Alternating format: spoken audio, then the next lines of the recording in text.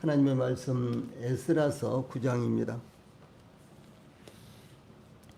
6절부터 제가 봉독을 해드리겠습니다. 12절까지 6절부터 12절까지 제가 봉독을 해드리겠습니다. 하나님의 말씀 에스라서 9장 6절부터 12절 말씀까지입니다. 지금 6절부터 제가 봉독을 하겠습니다.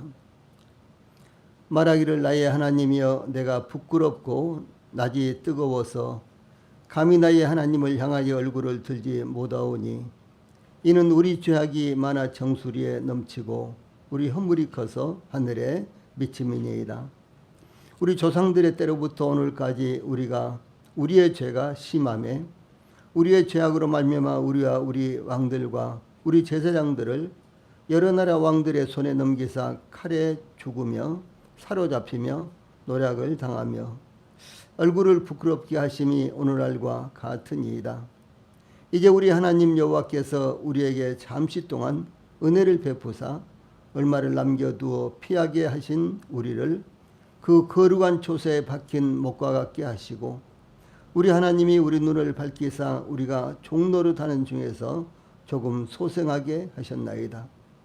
우리가 비록 노예가 되었사오나 우리 하나님이 우리를 그 종살이 하는 중에 버려두지 아니하시고 바사왕들 앞에서 우리가 불쌍히 여김을 입고 소생하여 우리 하나님의 성전을 세우게 하시며 그 무너진 것을 수리하게 하시며 유다와 예루살렘에서 우리에게 울타리를 주셨나이다. 우리 하나님이여 이렇게 하신 후에도 우리가 주의 계명을 저버렸사오니 이제 무슨 말씀을 하오리이까? 전에 주께서 주의 종 선지자들에게 명령하여 이르시되 너희가 가서 얻으려 하는 땅은 더러운 땅이니 이는 이방 백성들이 더럽고 가증한 일을 행하여 이 끝에서 저 끝까지 그 더러움으로 채웠음이라. 그런즉 너희 여자들을 그들의 아들들에게 주지 말고 그들의 딸들을 너희 아들들을 위하여 데려오지 말며 그들을 위하여 평화와 행복을 영구히 구하지 말라. 그리하면 너희가 왕성하여 그 땅의 아름다운 것을 먹으며 그 땅을 자손에게 물려주어 영원한 유산으로 물려주게 되리라 하셨나이다. 아멘.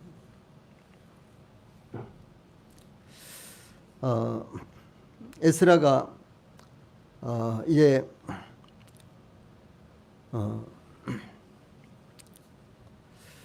귀환한 이스라엘 백성들에게 하나님 말씀 곧 율법을 가르치기 위해서 귀환을 했습니다. 그런데 이제 에스라가 귀환을 해서 이제 그 상황을 살펴보니까 귀환한 백성들이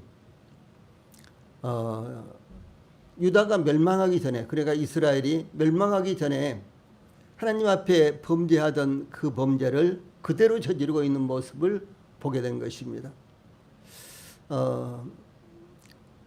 유다가 멸망하기 전에 멸망하게 된 그 배경이 무엇일까요?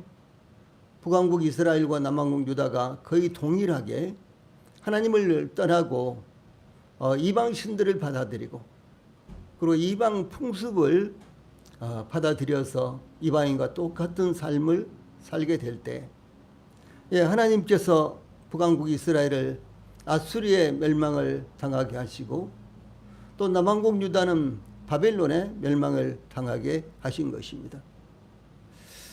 그런데 이제 1차로 이제 귀환한 백성들이 소위 스룹바벨과 예수와 여호수아의 인도하에 대략 약 5만 명 정도가 귀환을 했습니다.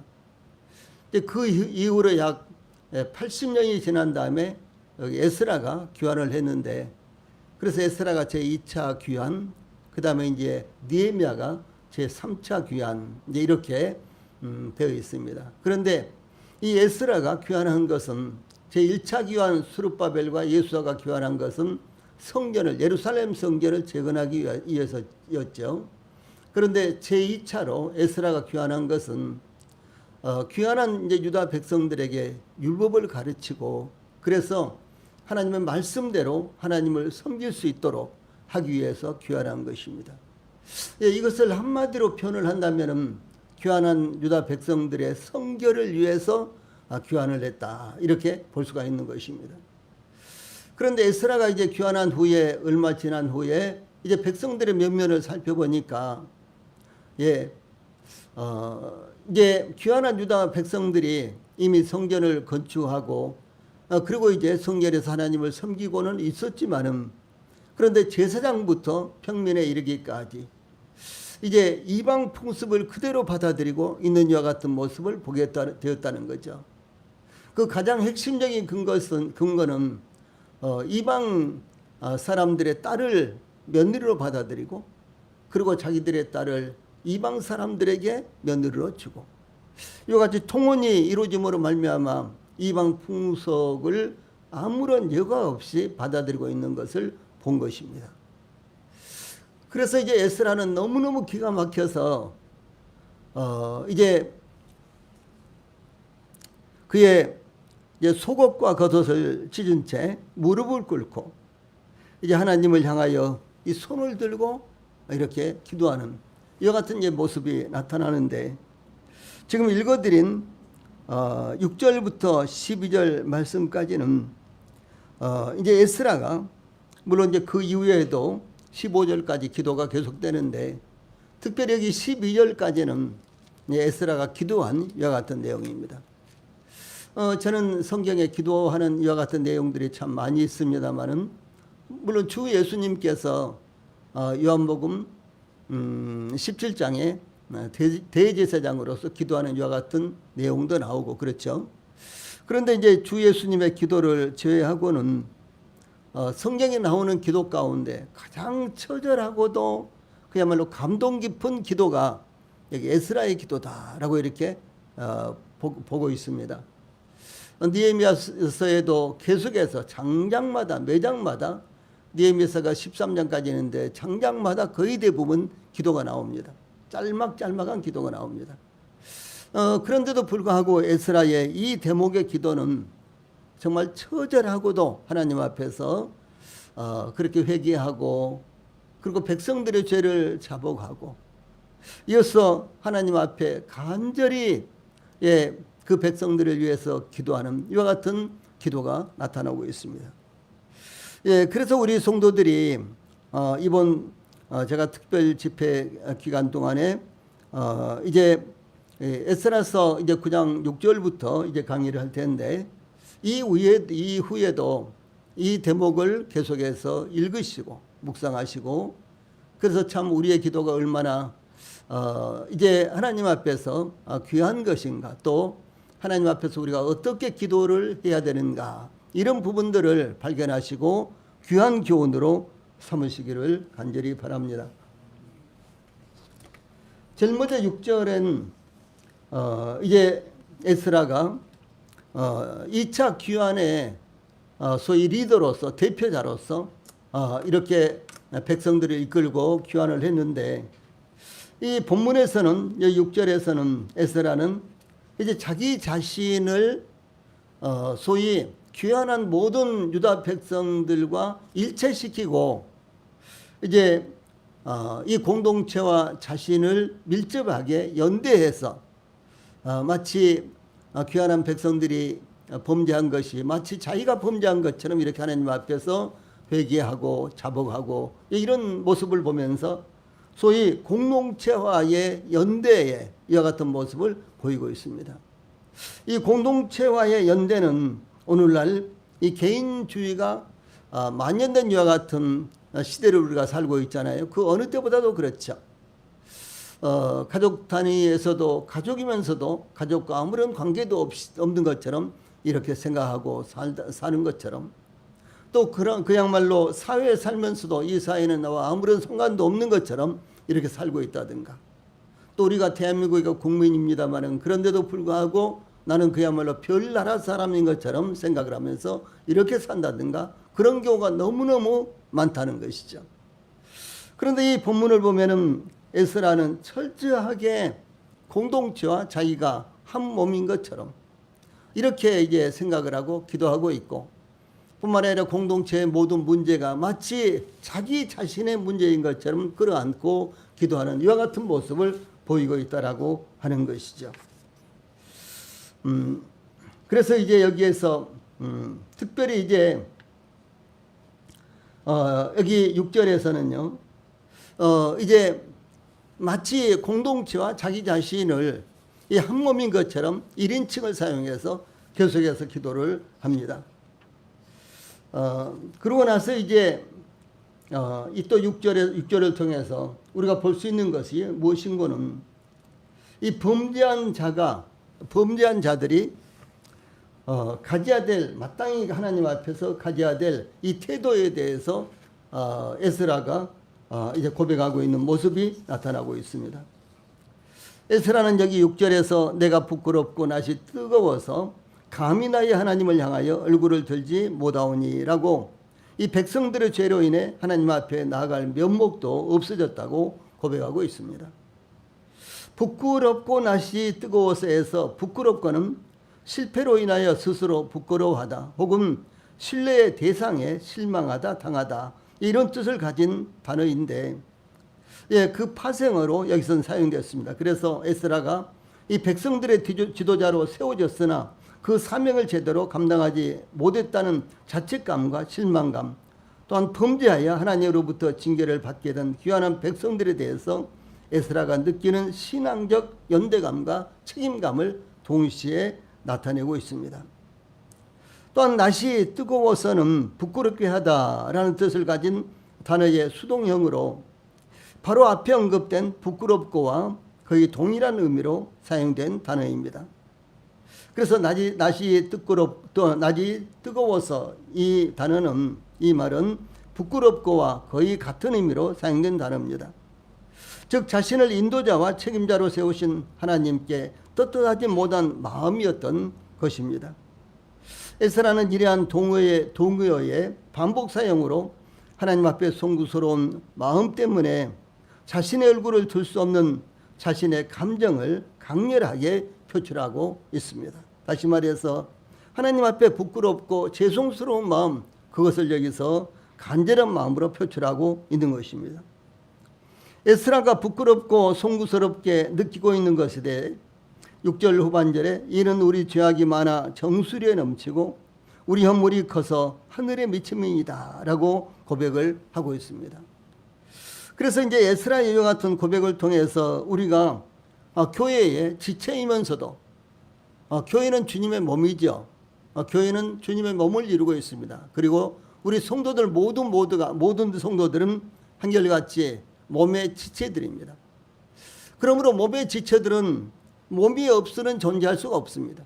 또 뿐만 아니라 몸과 밀접하게 연관되어 있기 때문에 지체의 한 사람의 문제가 교회에 영향을 주고 또 몸인 교회에 조금이라도 문제가 있으면 각각의 지체들이 아주 어려움을 당한다라고 하는 이와 같은 것입니다. 저희들이 손가락 하나만 아파도 온몸이 제대로 활동을 못하죠. 저희들의 얼굴에 조금만 점만 나도 저희들은 온몸이 저희들이 여러 가지 어려움을 느끼는 것입니다. 이와 같이 이 교회와 우리 성도들은 밀접하게 연대감을 가져야 된다라고 하는 사실입니다. 교회가 어려운데도 불구하고 그 마음에 전혀 이 교회에 대한 어떤 애착심과 또 뿐만 아니라 교회에 대한 마음을 갖고 있지 못하다면 그것은 문제가 되는 것입니다.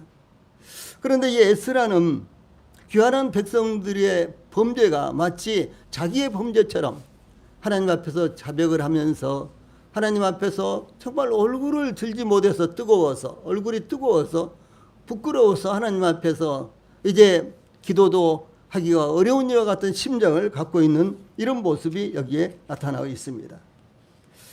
그래서 이 에스라가 고백한 이는 우리 죄악이 많아 정수리에 넘치고와 우리 허물이 커서 하늘에 미침이다. 이와 같이 이제 이와 같은 말을 반복하고 있는데 이것은 동일한 의미로 범죄의 심각성을 두 가지 은유적 표현을 통해서 강조한 것입니다. 우리 죄악이 얼마나 많은지 하나님에게까지 다다랐습니다 라고 하는 이와 같은 표현이라는 거죠. 그래서 귀환한 백성들의 죄악이 많아서 한계에 이르러 하나님에게까지 전달되었다라고 하는 것을 말하는 것입니다.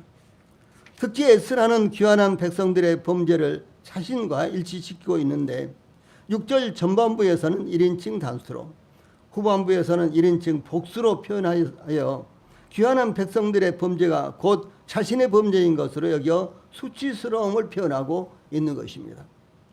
이런 에스라의 마음은 3절 5절에서도 나타나는데 자신이 속한 공동체와 더 나아가서 조상들의 죄까지도 자신의 죄악으로 여기는 깊은 공동체 의식을 나타내고 있는 것입니다. 이와 같이 에스라는 자기 백성을 위한 중보 역할뿐만 아니라 스스로를 그들과 동일시함으로 하나님 앞에 회개하면서 안타까워하였습니다. 이런 에스라의 태도는 죄악으로 인해 타락한 백성들을 회개로 인도하고자 애쓰는 에스라 자신의 마음을 나타낸 것입니다. 그래서 에스라는 이와 같은 기도를 통해서 자기 자신만 하나님 앞에 엎드리고 회개하고 죄를 자복하는 것이 아니라 귀환한 모든 백성들이 자기와 똑같은 심령으로 이와 같이 하나님 앞에 나와서 자백하고 이제 회개할 것을 소망하고 있는 것입니다. 에스라의 이와 같은 회개의 기도는 이 다니엘과 느헤미야 시대의 레인들의 기도와도 유사한 것입니다. 다니엘서 9장 4절로 10절에 다니엘이 이제 그 백성들의 죄를 기억하면서 회개 기도를 하고 있는 내용이 나타나고 있습니다. 또 느헤미야 시대에는 레인들이 느헤미야서 9장 6절로 38절 아주 긴 대목에서 이 레인들이 백성들의 죄를 자백하면서 회개하고 있는 모습이 나타나는데 한나절 내에 그들이 하나님 앞에서 엎드려서 회개 기도하고 있는 모습이 나타나고 있습니다. 다니엘은 다니엘서 9장 4절로 5절에서 내 하나님 여호와께 기도하며 자복하여 이르기를 크시고 두려워할 주 하나님, 주를 사랑하고 주의 계명을 지키는 자를 위하여 언약을 지키시고 그에게 인자를 베푸시는 이시여, 우리는 이미 범죄하여 폐역하며 행악하며 반역하며 주의 법도와 규례를 떠나 싸우며 라고 이렇게 기도를 시작하고 있습니다.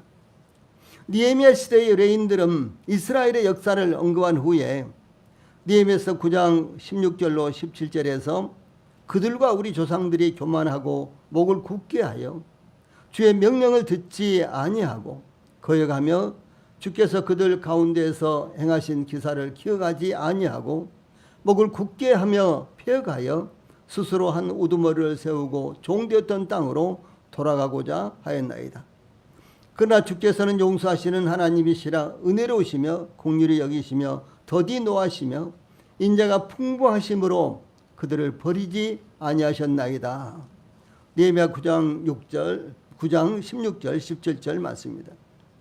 이스라엘의 역사 가운데 하나님에 대한 반역과 제약이 계속되었던 것을 이제 느헤미야 시대의 레인들은 이렇게 하나님 앞에서 자백하면서 회개하고 있습니다. 또한 에스라는 귀환한 백성들의 죄를 하나님께 고백하며 고발하였습니다. 이것은 백성들의 죄를 대신하여 자복한 것을 말하는 것입니다.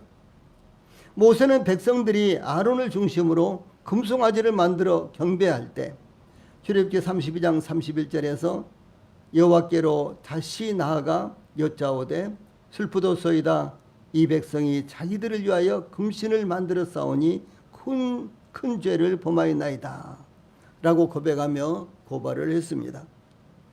이와 같이 에스라는 자기 백성들의 죄로 인해서 고통스러운 가슴을 안고 하나님께 그들의 죄를 고백한 내용이 이렇게 나타나 있습니다. 그러므로 우리 성도님들은 나만 주님 잘 섬기면 돼, 나만 아무 문제가 없이 주님을 잘 섬기면 되는 거야, 이렇게 생각하실 것이 아니라 교회가 바로 서야지만 우리 성도들도 함께 이제 하나님 앞에서 세움을 입는다는 사실, 또 뿐만 아니라 교회의 문제가 바로 나의 문제라고 생각하고 또 우리 지체들 가운데 어떤 이들의 문제가 바로 나의 문제라고 생각을 하면서 우리 모든 성도들이 그와 같은 잘못을 하나님 앞에 자복하면서 회개하고 그래서 하나님 앞에서 다시 세움을 입어야 된다라는 사실을 우리 성도들이 기억을 하시기 바랍니다. 오늘 전해드린 말씀의 가장 중심이 되는 것은 바로 교회와 우리 성도들, 교회와 나 자신과의 연대감, 이 연대감이 정말 중요하다라는 사실 반복해서 말씀을 드립니다. 지금 기도하는